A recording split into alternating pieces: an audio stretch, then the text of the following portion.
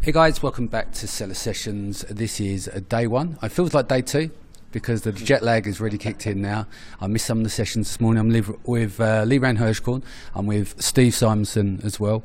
So firstly, Ryan Moran, great session this morning. Heard this session before in terms he's been on stage. He's done this a couple of times, but he's done modified versions of this. Same principles. What was your take on it? Yeah, so I thought it was a really good session, and yeah, Ryan, I think for the last few years has been speaking a lot about building audiences, and not just using Amazon for your business. And I think actually, like, I'm sitting here with Steve, and Steve kind of talks about not just relying on Amazon all the time also. And so I think the concept is build an audience first. And then you'll be able to, and a passionate audience about something, and then you'll be able to launch products to that audience. And then, yes, Amazon's an amazing opportunity, use it as a channel, but I think when you control the audience, you have a lot more control.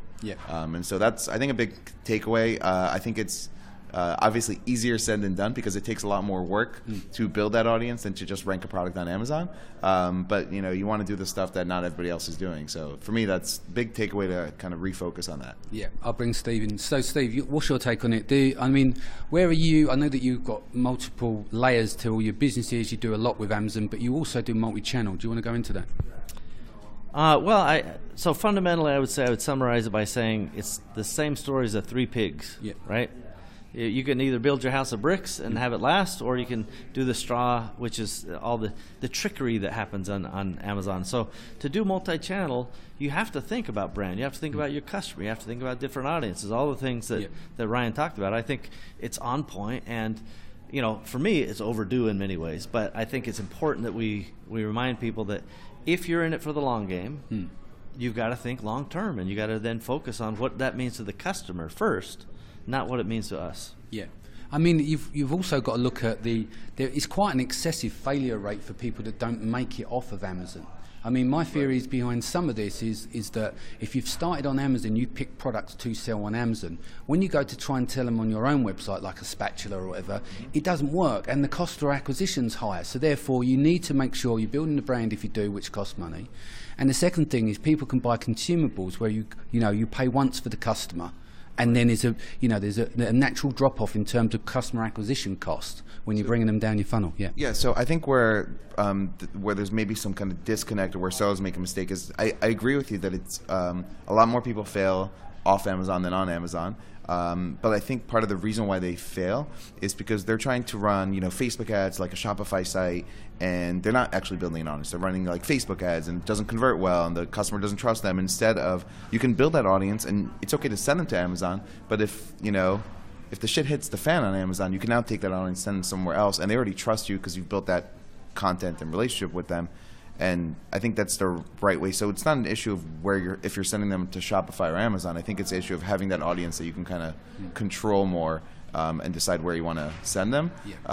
Because I did Facebook ads, I hired an agency, and I spent all this money, Facebook ads to Shopify, and just didn't convert well. But I didn't build an audience at all. I was just running like cold traffic. And that's the other kind of part of what we heard today with Ezra Firestone, also talking about how he doesn't even run like sort of really cold traffic. He first runs an ad with some content, and then he retargets people who consume part of that content, like with video content. And that's the right way to, again, easier said than done, but that's the right way to build an audience. Well, you talked about 7 to 9 touch points anyway, so it works top of the funnel and then obviously direct route. And I think a lot of people on Amazon, we work with the process of, it's search as intent. So people using sponsored product ads, etc. Right. And then that's just one layer of it. It becomes more sophisticated when you're looking at remarketing, retargeting, all of these different things, working off platform. It requires more team, more thought goes into the process of making this whole thing work.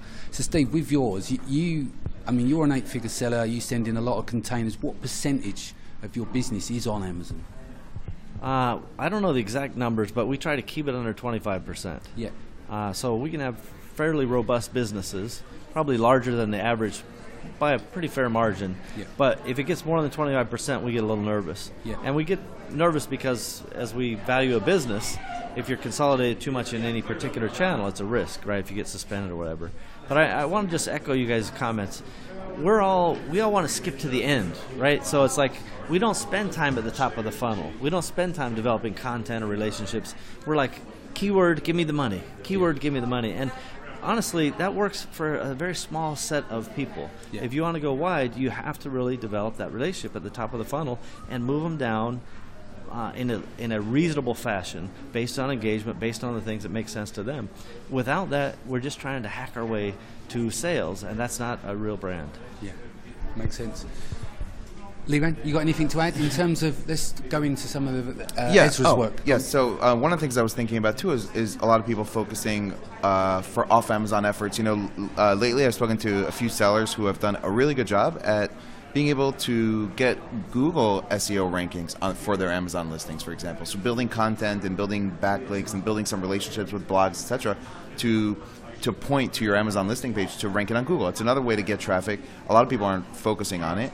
And again, another way not just to fight for the same traffic that's within Amazon. So definitely a lot of, I think you'll see over the next year, people trying to do more of that kind of stuff as PPC costs, for example, increase. Well, they are year on year. PPC costs inherently are going up. We all see it, regardless. Yes. You know, even into the niche categories, you often see an increase. We see it across a lot of accounts, and we have access to a lot of data through the agency and stuff.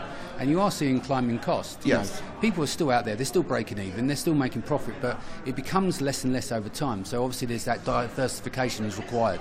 Right. So for me, the takeaway, at least from today, you know, Ezra Firestone talking about building off Amazon, building audiences, controlling it, kind of Ryan Moran, same kind of message. So obviously these guys are and have been very successful at building audiences, and so they have a lot of credibility. And yeah, I think people need to focus more on, including myself, on doing that. Cool. Sounds good. Steve, do you got any final thoughts before we go? No, I just think that Ezra gave a really good example. And he's like, instead of just trying to spear a fish and eat that one time, you're growing a mango tree. It takes a long time for that thing to grow and bear fruit. That's what we're trying to do. It takes a while. Be patient.